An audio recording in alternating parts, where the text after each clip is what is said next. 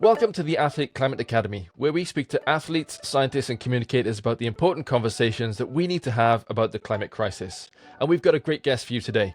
Stephanie Howe is an accomplished ultra runner and sports nutrition advocate. But beyond her athletic achievements, Stephanie is a key player in environmental advocacy with Protect Our Winters, showcasing her commitment to both trail running and environmental stewardship. Stephanie, welcome to the podcast. Hey, thanks for having me. Not a problem. So how's things out there? You're in Chamonix at the moment. Yeah, Chamonix, and it's snowing, so things are great right now. Yeah, I've been seeing the updates and seeing how much snow is coming down, and we're all very jealous. Yeah, we'll see. We were just talking off air about it's snowing now, but it might be warm later and it might melt. So that's a little sad.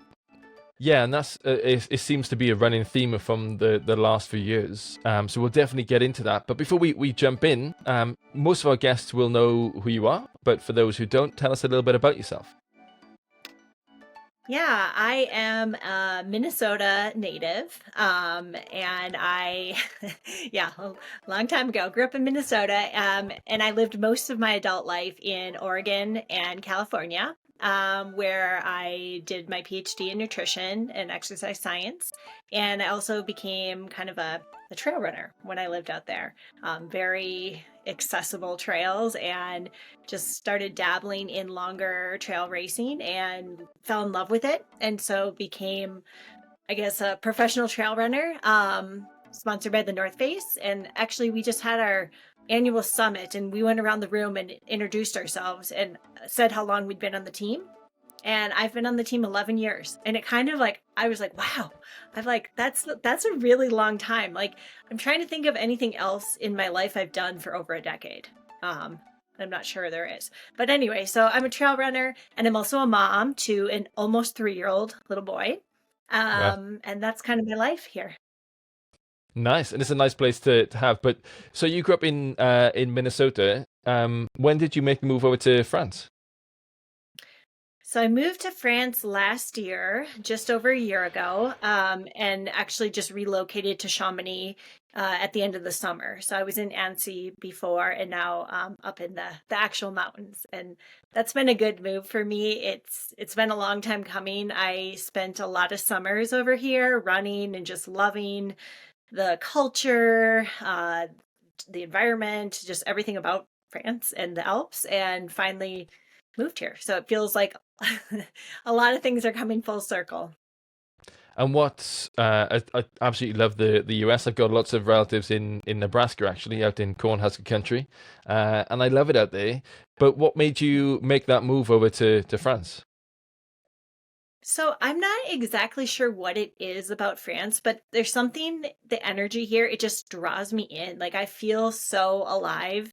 When I look out my window, I can see like the Mont Blanc Mastiff, and I never get sick of it. It just like, I don't know, captivates me. And I love the culture.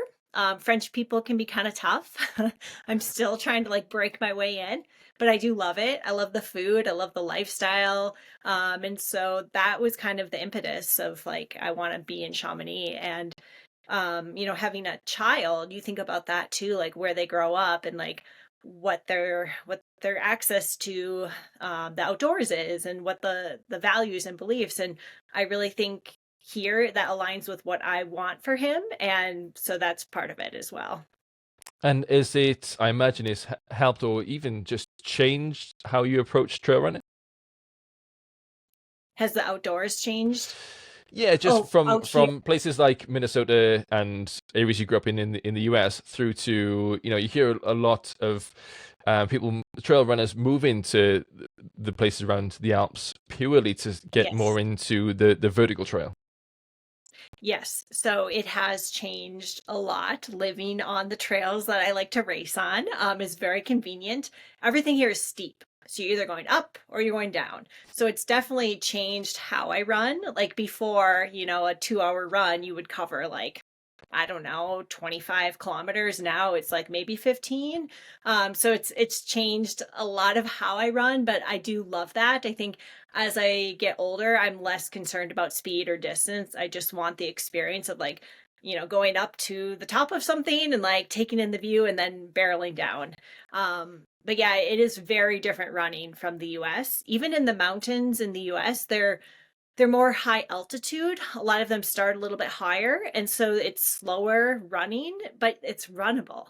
Whereas Hmm. here, it's just steep. So it's so much hiking. So it's just a lot different. Yeah, it really is. Every time I set off from anywhere in that valley, I'm like, oh, I look at Fat Map and go, that looks doable. I can do that in X time. And then you get out there and you're like, actually, this is much more Right. steep than I thought it was. Yep. Yeah. Pretty much every run I do has about 1,000 meters in it, and that's just standard now. It absolutely is. So I'm glad you're enjoying your time in Europe now. You're over here. But when you're in the US, you became captain of the POW Trail Alliance out there. How did that come about? Yeah, so I really became involved in POW after the election happened and Donald Trump was elected president. I had always been really wanting to do more for climate advocacy and for the environment. And I somewhat felt lost in what to actually do. Like you can donate money, right? But you don't actually feel like you're really doing something, and you don't know if that's actually going to what you hope it's funding. So I was just like, wow, I need to actually do something. And that's how I became aligned with POW, actually through my good friend Claire Gallagher. She's like, Yeah. Stephanie, we need you. And I was like, yes.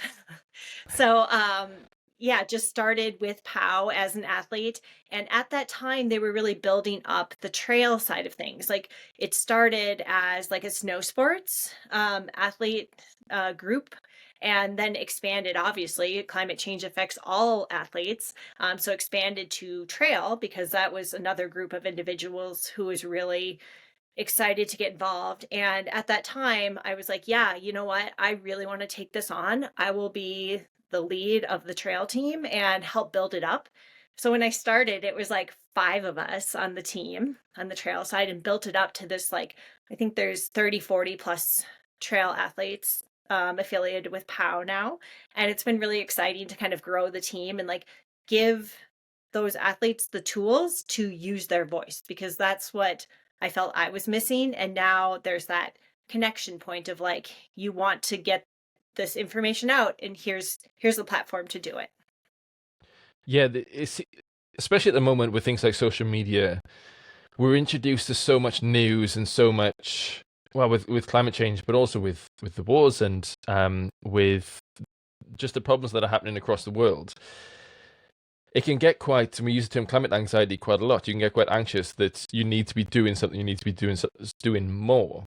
And I often Yeah. kind of talk to people about you don't have to be doing more. Like if it's your mental health comes first, always, and this kind of stuff. You don't need to kind of ruin yourself thinking about this kind of stuff. But also, if you have the capacity and you do feel like you want to do more, advocacy groups like Protect Our Winters are just a great place to allow you to put that energy somewhere, I suppose. And the more of those groups that we have, the better. Exactly. And the thing I like about Protect Our Winters is it's not like messaging they give you to put out there. Sometimes they will help with that, but they let you use your authentic voice and like, hey, Mm. this is who I am. This is what matters to me. This is how I'm being affected. And they help you to really amplify that message so you can do it in a way that feels right to you. Because you're absolutely right. You know, you can only do what you can do. And I get a lot of anxiety about climate. And there's some times where I'm able to really like put that messaging out there. And then there's other times where I have to just kind of internalize and like focus on just what I'm doing in my own space. But I think having the opportunity to share to a wider audience is always a great thing if you have the capacity. Yeah, and I think athletes are just best placed, not best placed, but definitely well placed to be talking about that kind of stuff because, we always try and find, like one of my pieces of advice to people who want to talk about climate change is always kind of find your tribe and just don't try and change, don't go to a UN World Summit and try and change everyone. Find your tribe and work within that group. Sometimes that's your local community. Sometimes it's, board game night where you play a really bad board game like Monopoly, and then or a really good one like Tension, and you can talk about things there, and you might influence 3 or 4 people, and that's absolutely fine. You work within your tribe and then get to change minds there. Have you seen any difference between, you were captain of Power Trail Alliance for a long time over in the States. Over here in Europe, have you seen any difference in the way that we do advocacy, or any difference in the way we approach climate communications and science? Yes. So Oh, I'm still trying to find my voice over here in France of like how to best be an advocate. Because in the US, the best thing you can do is vote, and the best thing you can do is lobby. And I met with Pau France with Antoine, and he was like, "Oh, Stephanie, we don't really lobby here, we riot." And I was like, "Oh, okay, that might not be for me." But it's true. That's how, it's just a different it's different how things get done over here politically. So I think that is a major difference. The other thing that I found is that athletes here, and this is what I'm learning maybe about French culture specifically, they really have this like pristine image, right? And they don't want to be called out of being a hypocrite. And so for someone to post about climate, but then also do things like go heli skiing or fly across the world for a trail race, that can be seen as like really shameful. And so they hesitate to put any information out there because they don't want all that backlash. Whereas in the US, I think maybe athletes have each other's backs a little bit more.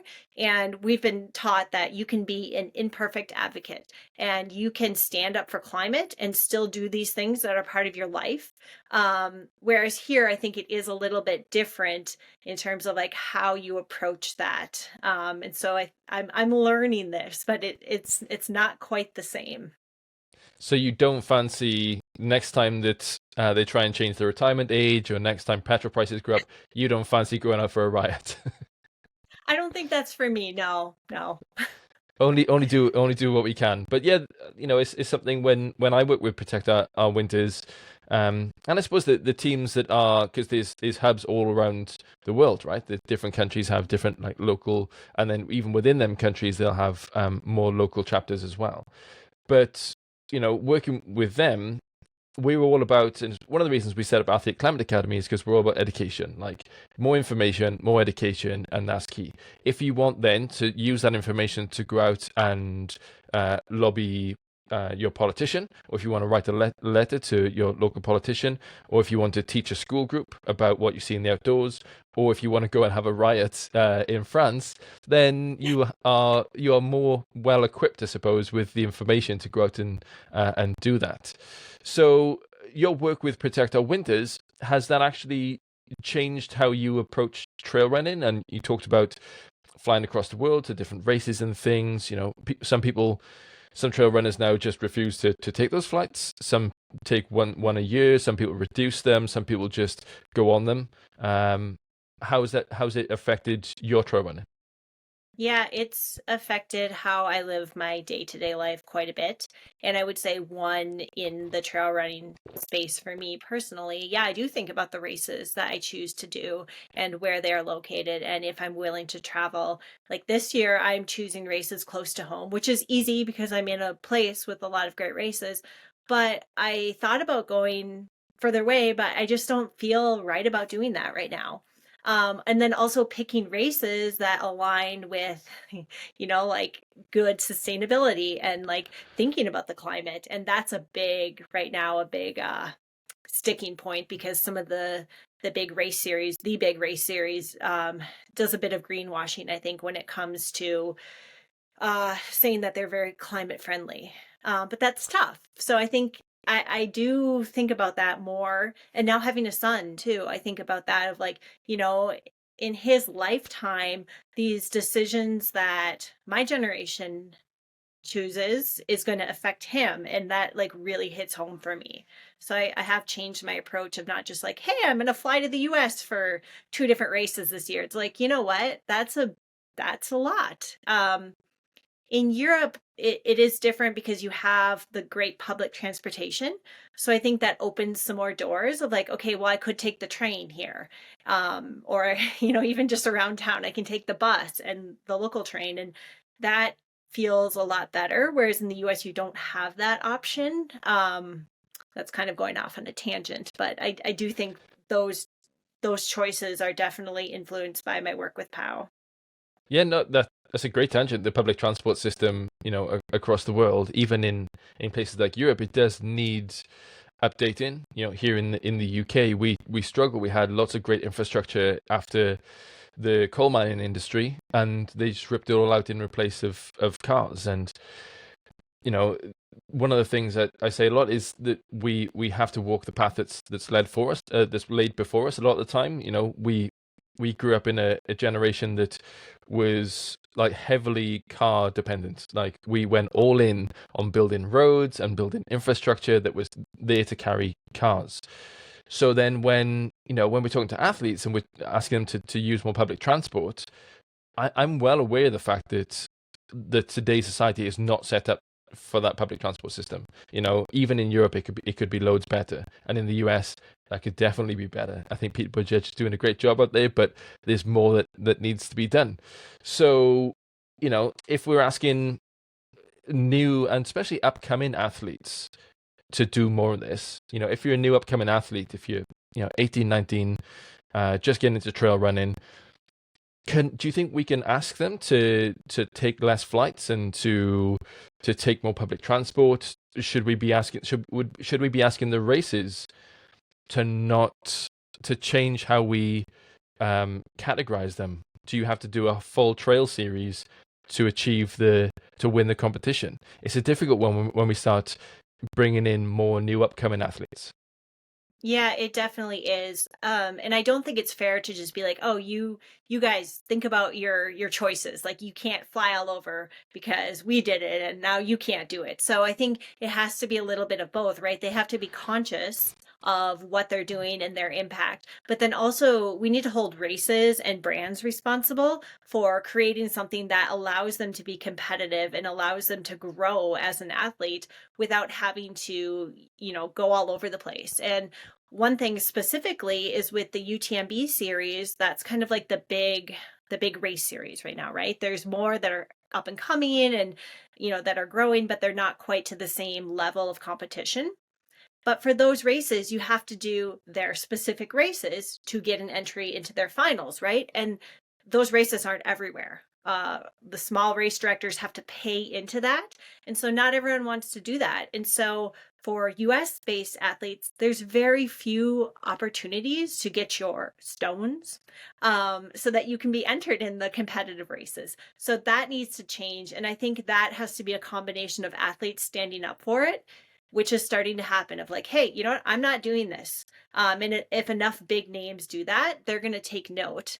And there's an organization called the Pro Trail Running Association, and they are working with UTMB, not to bash with them, but like, hey, this is important to us. How can we work together to find a solution that works for both sides? So I think it has to start from that as well. And then brands being supportive of athletes choosing to do races that aren't necessarily the iconic races because it's so much travel and it takes so much to get to them. Whereas they might have something locally that if a brand is going to support them in that, and they can get their podium incentives and that sort of thing, that's a great way to help those runners really do it in a better way than I guess it has been done. From looking at the way marketing has been done the last couple of years and the films that have been coming out and the stories that have been being told about athletes, the North Face definitely, but all the other outdoor brands as well. It used to be this thing of higher, faster, further. The best stuff is like the higher summit or the new line or just the fastest way of doing this. There seems to be a bit of a move towards storytelling and learning more about the athlete and learning more about the things that they're passionate about, learning more about them as people and the climate as well and where their playground is. Do you think that we are starting to see that shift away from, hey, you have to do all these summits in as quick a time as possible, to, hey, let's do more slow stuff and tell the good story and think about our impact as well? Yeah, definitely. I think those stories of like big crazy adventures and success will always be there, but I think it is more interesting to have the humanitarian story, right? To learn about the athlete who maybe Yeah. doesn't achieve their goal, like they struggle through it, or to learn about like the backstory. Or there was just a really great film from the North Face about Mike Foote, called Shiny Mountains, and looking at like the glacier melt in Montana. And I think those stories, when you connect like the storytelling aspect, makes it so much more relatable and so much more interesting. And it's been really great to see other brands taking that route as well. And I think that is going to be somewhat of the future, which is good, because it doesn't just prioritize like, win at all costs, or, summit as fast as you can at all costs. And I think that's a healthier approach for a number of reasons. Yeah, it is, and I hope that that is a path towards brands helping athletes to tell the stories that they want. And like you said, they don't have to go and win everything all at once to become the best. For example, I think there's still going to be an element of, to become the best in your field, you have to um you have to make sure that you have everything at your disposal, I suppose. Being the absolute best is always gonna be, I have to move somewhere, or I have to travel a lot, or I have to just do all this stuff. Maybe I can't be vegetarian. Maybe I have to get that protein elsewhere. There's going to be considerations that you have to take to become the best, and that's always going to happen. And I hope that we don't start knocking people for taking those considerations, because being an imperfect advocate is definitely key. 100%. And there's no individual who can change their lifestyle and solve this, right? It takes systemic change. It takes like, and that's why we say voting is one of the biggest things you can do, because it takes policy and legislature in place that's going to protect the climate. And the individual actions are great, but they're not going to solve the issue on its own. So it's important not to call people out for their lifestyle choices. I think, I can lead by example. I can do what I think is going to be good for me. But I'm not going to just run myself into the ground about like making sure every single thing I do aligns with climate. I'm going to try my best, but I'm also human. And yeah, I have a car. It is an electric car, which I'm super proud of. Oh, But nice. I do fly to the U.S. My family's there, so there's things where it's like, yes, I'm doing my part, but I also recognize that I'm a human that needs to live too, and other people's choices, like that, those are their choices. And the best thing for me to do is to show by example, to use my voice, to talk to people. And then I think one of the most important but underrated things is to listen, especially from someone who comes from another side. Like, you listen to them, you don't talk at them and like just say, like go in circles, but like listen and try to find common ground, because usually you can find common ground, which is kind of incredible. Yeah, it all comes down to what you want to do when you're talking to someone about that kind of thing. Is it that you want to have a shouting match, which some people I think genuinely do, just want to have an argument. Some people are set up for that in their daily lives. But if we're trying to understand other people, if we're trying to give them our point of view as well, then we have to know their point of view too. And I often feel if we're trying to change hearts and minds, one of the best ways to do that is to meet them where they're coming from. You have to meet them Yes. there, not try and rip them up towards where you are, or over to where you are. So having those discussions, and I have plenty of them around the world on that kind of stuff. It's key to, like you say, listen to people, and that's one of the easiest things to do. You literally have to know nothing, have to say nothing. You just have to listen. Right, right. And that's how you have effective conversations. I think it's a skill that is not easy to come by, but it's a great one to learn. Exactly. And in terms of athletes, we were just talking about, what are some of the things that you think that athletes could be doing to lower their impact if they have the capacity and want to choose to do so? Like I say, we don't want them to. We want to help them do it in a safe way, and in a way that doesn't impact on their careers too much. But what are some of the easy things that we think that they could be doing?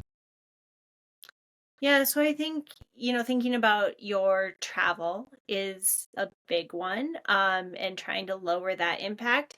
And I say that in a way of like, I'm not saying don't do it, but maybe pick one like big effort or like one big international flight or combine them, right? So like you're going to go do Western States and maybe you want to be in the US for a couple weeks. I think trying to extend your time there rather than like fly here, fly home.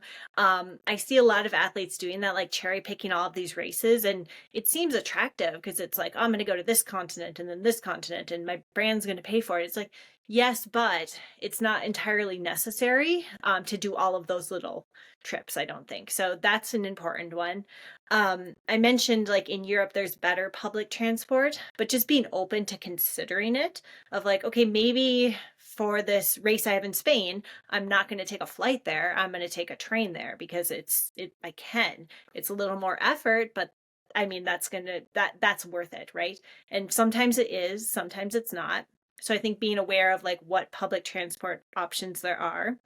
And then in your personal life, just doing things that you can. Obviously, your nutrition and your food, like thinking about like that as well. And I say that carefully because I am, I am a nutrition expert, and so it's not just about like I'm vegan and now I'm like saving the planet. It's like, well, okay, where are you getting all of your products from? Because that matters too. But I think and I like to say it from a positive standpoint of like emphasizing more plant forward eating, I think is better long term. Also for health, it can be better. Doesn't mean you have to be exclusively plant based, but having more plants in your life for your protein, I think is good. And then thinking about where do your products come from? Are they local? Because a lot of times if they're produced locally, they're going to be again healthier for you because it's more nutrient dense, but then also just less effort to process it, preserve it, and transport it to you. Again, in Europe, that's a little bit easier to do, I've found. In the US, it's possible, but you just have to be really aware of like reading labels and knowing brands. And there's usually local farmers, and if you can like learn who those people are, where they sell their produce or their animal products or their dairy, that's a great opportunity to kind of reduce your impact. So I think those are the big ones. And then just being conscious of like the things you say, what you do, because you are somewhat in the spotlight in a good way. Like athletes are role models. And like we were saying earlier, kind of in the ideal position to be up on this pedestal and like, spread their message, whether they are doing that verbally or they're just doing it by their actions. Yes, the thing that we always push people towards in an athlete climate academy is to have conversations. And I think adding to that, your great point about listening to other people as well, that you can talk about things all you want, but you have to listen to them back again. And it can be as simple as that, just having those kind of conversations. So if athletes, we're in the States now, you're in France, there are chapters all around the world to protect our winters. If they want to sign up to become an athlete for Protect Our Winters, how do they go about doing that? Yeah, so you just go to the website and it's like an optional donation to be part of the POW Alliance. I think it's called the Alliance or just the POW team. And you get a lot out of that. You learn about upcoming events, you get some swag sometimes, but it just kind of loops you in on what's going on. So like especially in voting years, and leading up to voting years, because there's a lot of like rural or like local elections that happen.